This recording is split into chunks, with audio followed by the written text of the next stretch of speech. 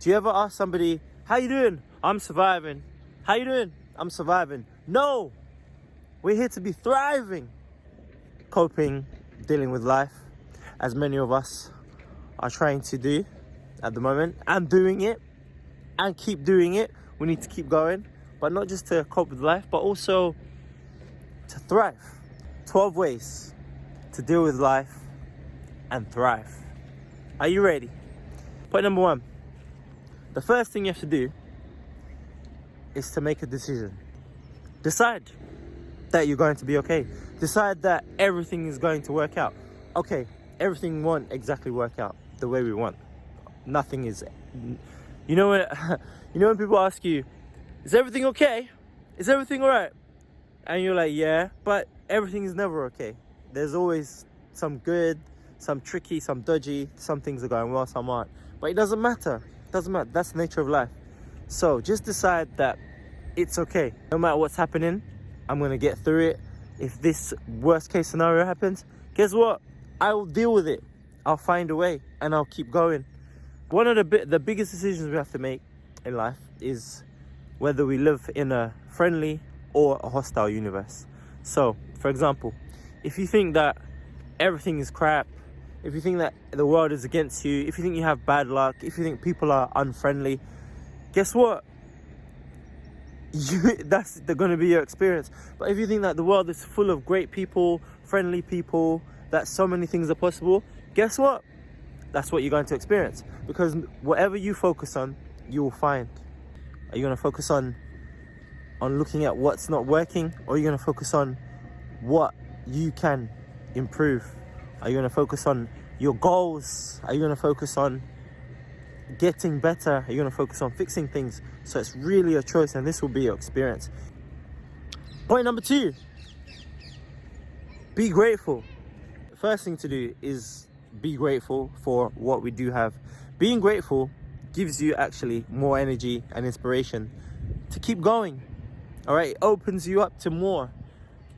What happens when you give something to somebody? Say you have a present and you're like, here you go, here's a nice present for you, and the person shows no gratitude, doesn't say thank you. What do you think is going to happen the next time you might think of giving out presents? Are you going to give another one to that person? No. Why? Because they obviously weren't grateful. And the person who says, oh, thank you so much, that was so lovely, this is my favorite, oh my goodness, that tie you got me is my favorite color, I'm gonna wear it tomorrow.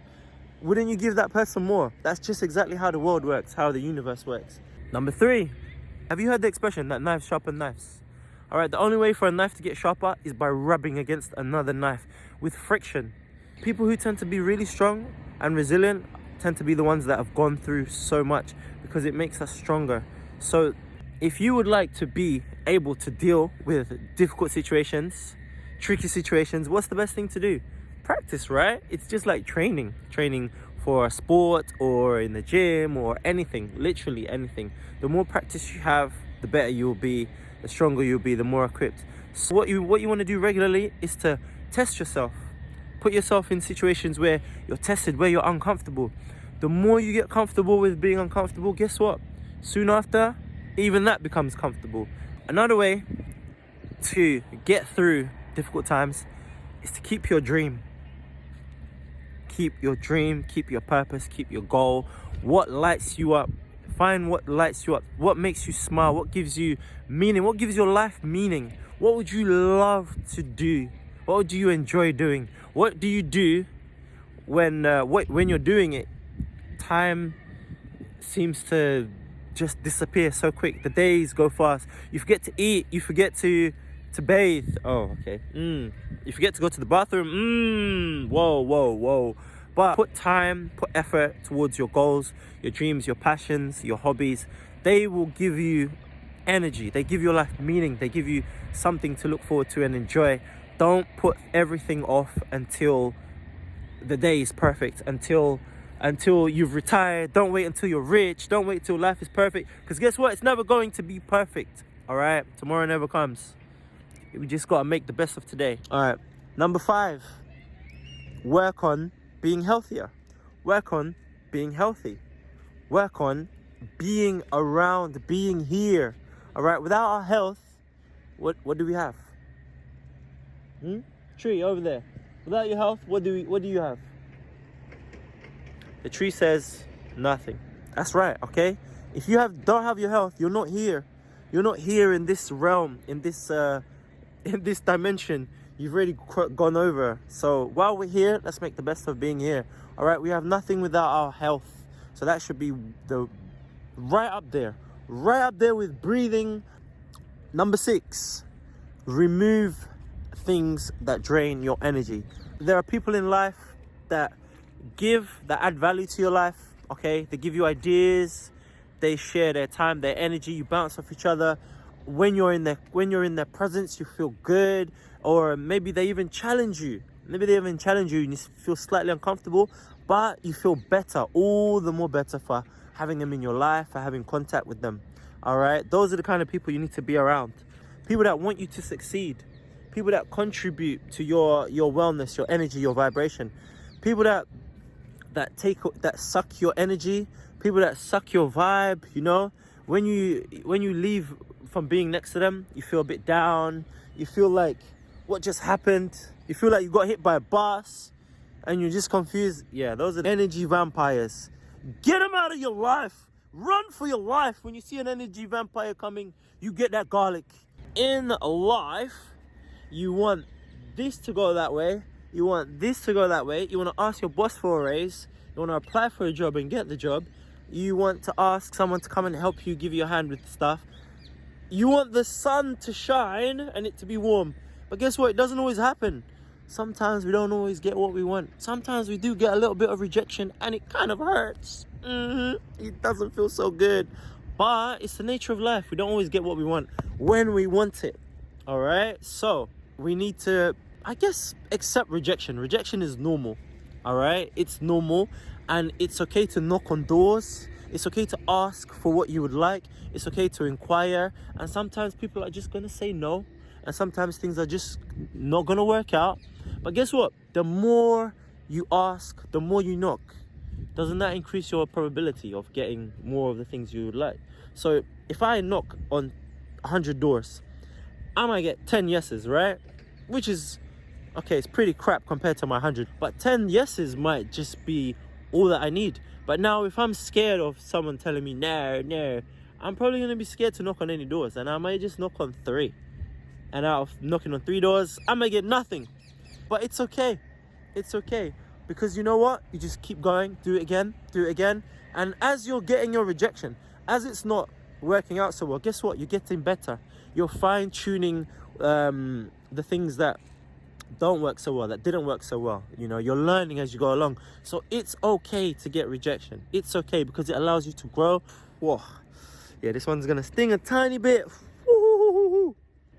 Take responsibility. Number 8, take responsibility for your life, for everything that happens to you.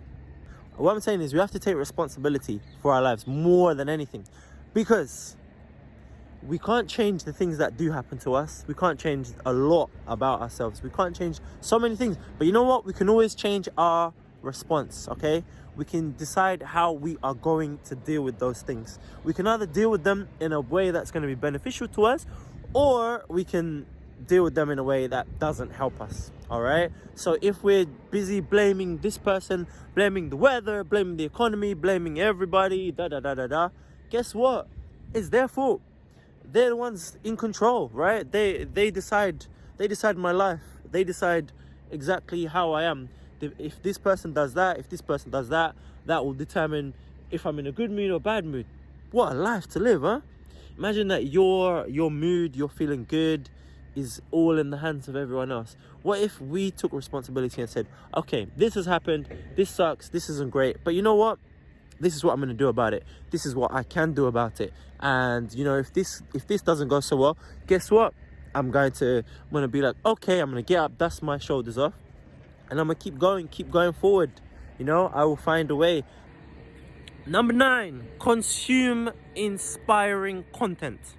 That is pretty self-explanatory, but I shall explain because I like talking. I like hearing the sound of my own voice. Okay, so Consume something that is going to inspire you. Consume things that are going to help you, you know, to be beneficial. Things that will allow you and inspire you to focus on things that you enjoy.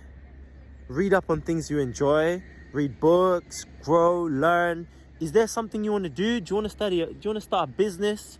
Well, why not learn about the business? Why not do some online training? Maybe you want to start a podcast. Knowledge in your mind. Learn a language. Learn how to fix the light bulb. Watch some videos. Things that are actually constructive and useful. Yeah. Learn how to write a CV. Watch some videos. How to write a CV.